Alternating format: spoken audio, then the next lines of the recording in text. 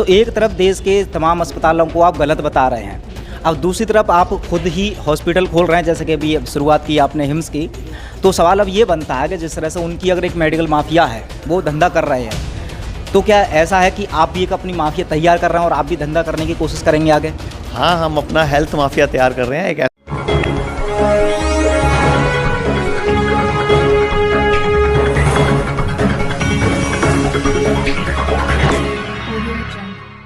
नमस्कार, मैं हूं सुमित आजाद और आप देख रहे हैं ग्लोबी न्यूज़। आज मैं साथ हूं, जो चेहरा आपको दिख रहा है भली भांति आप परिचित हैं। तो सबसे पहले बहुत बहुत स्वागत है आचार्य मनीष जी आपका ग्लोबी न्यूज़ में। नमस्कार। तो सर, वैसे तो खैर आपको बहुत सारे दर्शक जानते हैं ऑलरेडी, उनका जीवन आपने भी परिवर्तित किया है, लेकिन बहुत सारे लोग प्रश्न पूछना चाहते थे आपसे कि जब भी आपकी सुमित जी मुलाकात हो आचार्य मनीष जी से, तो एक बार उनका डाइट ज़रूर जानने का प्रयास करना, क्योंकि आप इंस्पायर हैं बहुत सारे लोगों के। तो मैं सबसे पहले चाहूँगा सर कि एक तो खासकर जो आपकी एकदम तीखी आवाज़, जो बुलंद आवाज़ है, इसका भी कुछ राज बताएं कि इसके लिए आप क्या खाते हैं, और जो आपकी सुंदरता है उसके भी लाजवाब, तो उसका भी राज हो सकता है। इवन पूरा आप डाइट अगर एक बार हमारे साथ साझा करेंगे तो बहुत सारे दर्शकों को इससे सीखने को मिल सकता है। जी सर।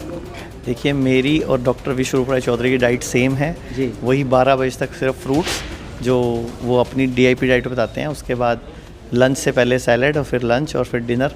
हाँ, मैं ये है कि मैं 7 बजे के बाद रात को खाना नहीं खाता। शाम को मेरा डिनर जो है वो सूरज डूबने से पहले कर लेता हूँ। और मैं भारतवासियों को भी यही बोलूँगा, अगर आप सूरज डूबने से पहले खाना खा लोगे तो शुगर और BP, ये जो 2 नामुराद बीमारियाँ, इनसे आप बच जाओगे। क्योंकि शुगर और BP, जब आप सूरज डूबने के बाद खाना खाते हो तो बॉडी हमारी एनर्जी जो है खाना हजम होने में वेस्ट हो जाती है। उस टाइम हमारी अंदर की ताकत अगर हमारे ही काम आए तो ज़्यादा बेटर है। इसीलिए बोलूँगा सूरज डूबने का खाना छोड़ दो। और आयुर्वेद का तो एक प्रमुख श्लोक है जिसको मैं फॉलो करता हूँ, सर्वेषाणाम रोगाणाम निदानम कुपितामला।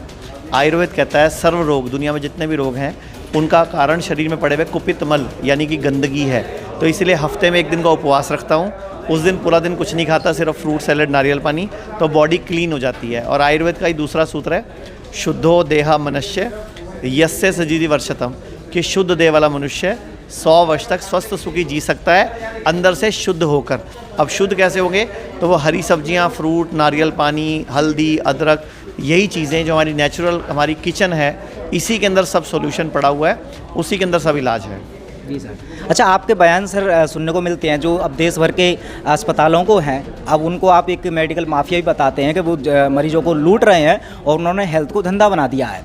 तो एक तरफ देश के तमाम अस्पतालों को आप गलत बता रहे हैं, अब दूसरी तरफ आप खुद ही हॉस्पिटल खोल रहे हैं, जैसे कि अभी शुरुआत की आपने हिम्स की।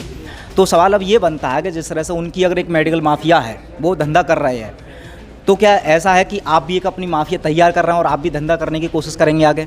हाँ, हम अपना हेल्थ माफिया तैयार कर रहे हैं। एक ऐसा माफिया तैयार कर रहे हैं जहाँ सच में लोग ठीक होते हैं। मतलब एक ऐसी जगह जहाँ लोग सच में ठीक हो, जहाँ जाकर लोगों की जेब देखकर, उनकी अंगूठी देखकर, उनका कड़ा देखकर उनके बिल नहीं बनते। हम लोग पेशेंट की प्रॉब्लम देखकर, चारों पैथियाँ, एलोपैथी, आयुर्वेद, होम्योपैथी और नेचुरोपैथी, ये 4 पैथियाँ एक साथ हम जब इकट्ठा डॉक्टर्स बैठते हैं तो डिस्कस करते हैं। किडनी फेल के पेशेंट के, लीवर फेल, सिरोसिस, पेट में पानी भरना, मतलब जितनी भी लाइलाज बीमारियाँ हैं, हम लोग पहले डिस्कस करते हैं। उसके बाद उसको क्या खाने पीने में देना है, क्या चीज़ बंद करानी है, हम सिर्फ खाना पीना बदल कर और कुछ सिर्फ आयुर्वेद की कुछ दवाओं से पेशेंट को ठीक कर लेते हैं, बड़ी से बड़ी बीमारी को। और हमारा जो हॉस्पिटल का खर्चा है ना, वो बड़े बड़े हॉस्पिटलों के मुकाबले 5वां हिस्सा भी नहीं है।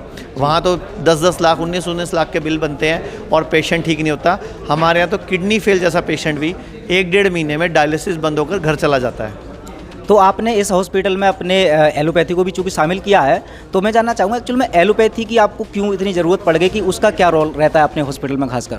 देखिए, जब हम जिस युग में जीते हैं ना, उस युग की जो डायग्नोसिस है, अब लोगों को पता कैसे चलेगा मुझे प्रॉब्लम क्या है, उसके लिए जो डायग्नोस्टिक टूल्स हैं, और डायग्नोस्टिक टूल्स जितने भी हैं वो एलोपैथी डॉक्टर्स के पास ही राइट हैं। चाहे अल्ट्रासाउंड मशीन है, इस देश में दुर्भाग्य भी तो है ना हमारा कि आयुर्वेद वालों के पास राइट्स ही नहीं है काम करने के।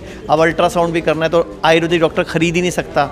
ऐसे ही आयुर्वेद के डॉक्टरों को इंजेक्शन बैन से, आयुर्वेद के डॉक्टर ऑपरेशन नहीं कर सकते, सर्जरी नहीं कर सकते, तो कई तरह के कानून है लागू। तो हमने एलोपैथी को साथ में शामिल किया है। डायग्नोसिस पर्पस के लिए और इमरजेंसी पर्पस के लिए, कि अगर कोई ऐसा भी पेशेंट आए जिसको जवाब मिल चुका है कि इसको ले जाओ, इसकी कुछ सांसें बची हैं, तो एलोपैथी के डॉक्टर्स के माध्यम से जो आयुर्वेद वालों ने ट्रीटमेंट देना है वो मिलजुल कर ट्रीटमेंट कर पे हम एक नया इंटीग्रेटेड सिस्टम शुरू कर रहे हैं जो पूरे विश्व में, भारत में तो पहली बार है, विश्व में कई जगह होता है और जहाँ जहाँ हुआ है वह कामयाब है, लेकिन इसको कामयाब होने नहीं दिया जाता क्योंकि जो एलोपैथी माफिया है वो इसके बीच में रोड़े अटकाता है। इसीलिए हम मीडिया के माध्यम से इस मुहिम को चला रहे हैं कि इस जो नया हॉस्पिटल है जिसको इंटीग्रेटेड हॉस्पिटल बोल रहे हैं चंडीगढ़ में, इसको मीडिया हिट कराए, इसको मीडिया इसको भर के दे हमारे, और हम आपको आश्वासन देते हैं कि आप कैसा भी गंभीर से गंभीर पेशेंट हो, हम आपको उस पर रिजल्ट दिखाएंगे। चलिए, बहुत शानदार, बिल्कुल कोशिश करेंगे।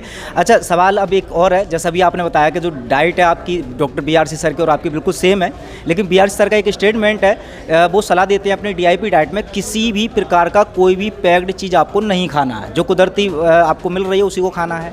अब आपकी बहुत सारी ऐसी औषधियाँ हैं, कुछ लिक्विड फॉर्म में भी होंगी, कुछ सॉलिड फॉर्म में भी, तो जो लिक्विड फॉर्म में या जिस भी तरह से कुछ औषधियों को आप पैक करके तो जाहिर सी बात है देते ही उपलब्ध हैं, तो उनको आप कैसे शुद्ध रख पाते हैं? क्या वो इसके अंडर में नहीं आते? क्या वो भी कह सकते हैं कि डॉक्टर बीआर सर को हम फॉलो करते हैं और आपकी पैक्ड चीज़ भी नहीं खाएंगे? नहीं, वो जो पैक्ड है वो तो जड़ी बूटियाँ पैक है ना, वो हमने कोई इंडस्ट्री उसको कोई चेंजेस नहीं करा। इंडस्ट्रियल फूड का मतलब है कि जिसमें कुछ चेंजेस किए हुए, चीनी मिलाया गया हो, नमक मिलाया गया। आयुर्वेद की दवाइयाँ होती हैं वो पहली बात तो हम यूज़ ही बहुत कम करते हैं, मुश्किल से 15 से 20% पेशेंट आते हैं हमारे हॉस्पिटल में जिनको आयुर्वेदिक दवाई देने की ज़रूरत पड़ती है, बाकी हम डाइट से ही ठीक करते हैं।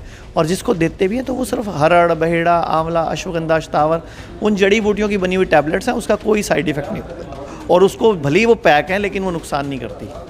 जी, चलिए, बहुत बहुत धन्यवाद। और एक आखिरी जो है मैं चाहूँगा दर्शकों से संदेश हो आपका कि अगर हमेशा किसी को स्वस्थ रहना है तो कुछ संदेश जो कि पहुँचा दे लोगों तक कि उन लोगों का स्वस्थ रहना है तो क्या करना चाहिए?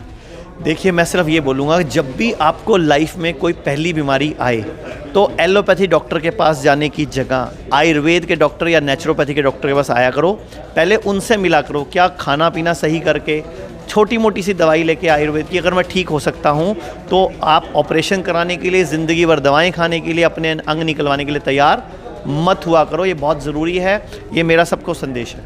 चलिए, बहुत बहुत धन्यवाद सर, शुक्रिया सर।